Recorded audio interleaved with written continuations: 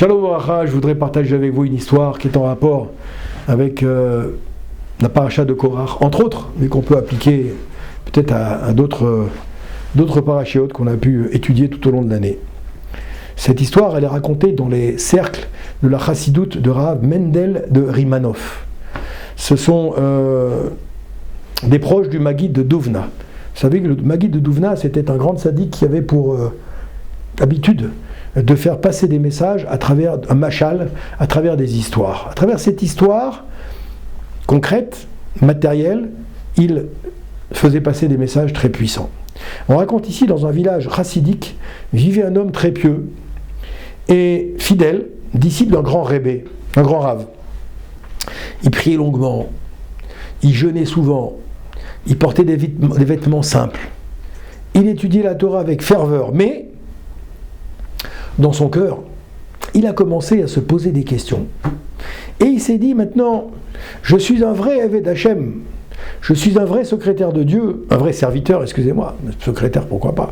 Je suis un vrai serviteur d'Hachem, un Eved Hashem, bien plus sincère que beaucoup. Peut-être même encore plus sincère que certains de ces hommes qui sont proches du Rébé, qui sont proches du grand Rav.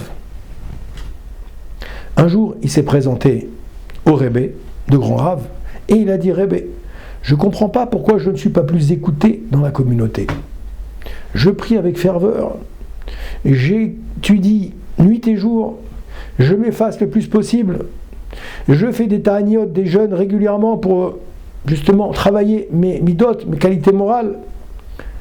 Certains ne font pas la moitié de moi, de ce que je fais moi, et pourtant, je vois qu'ici personne ne me considère, personne ne fait attention à moi. Le Rébé, il est resté silencieux, il a baissé sa tête comme ça, il appelait le shamash. Le shamash est le responsable de la synagogue, de sa synagogue, le concierge, on va dire comme ça, du Beth Midrash, et lui a demandé, il a dit, apporte-moi un balai, apporte-moi un balai.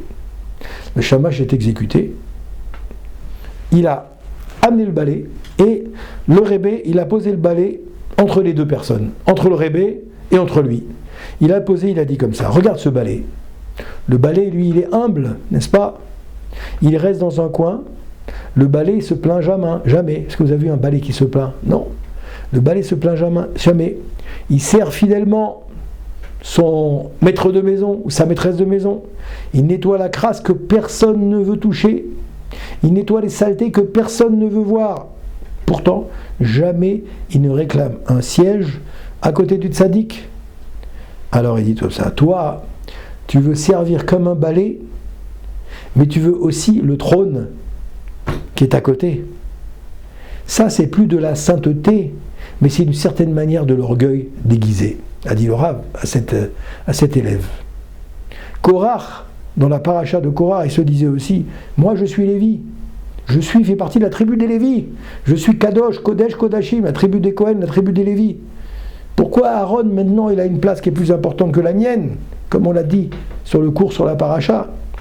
Mais en réalité, son désir, c'était pas de servir, c'était d'être élevé comme Kohen, comme Aaron à Kohen, comme Moshe Rabbeinu.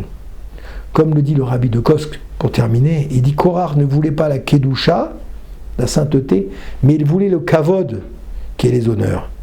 Cette paracha de Korach et cette histoire qu'on vient de vous raconter, l'histoire du balai dans le palais du tzaddik, on va l'appeler comme ça, cette histoire nous enseigne que un véritable serviteur d'Hachem ne cherche pas les projecteurs, il ne cherche pas la lumière, il ne cherche pas à être sur le devant de la scène, il fait ce qu'il a à faire, même dans l'ombre, sans jamais revendiquer, et avec une loyauté totale.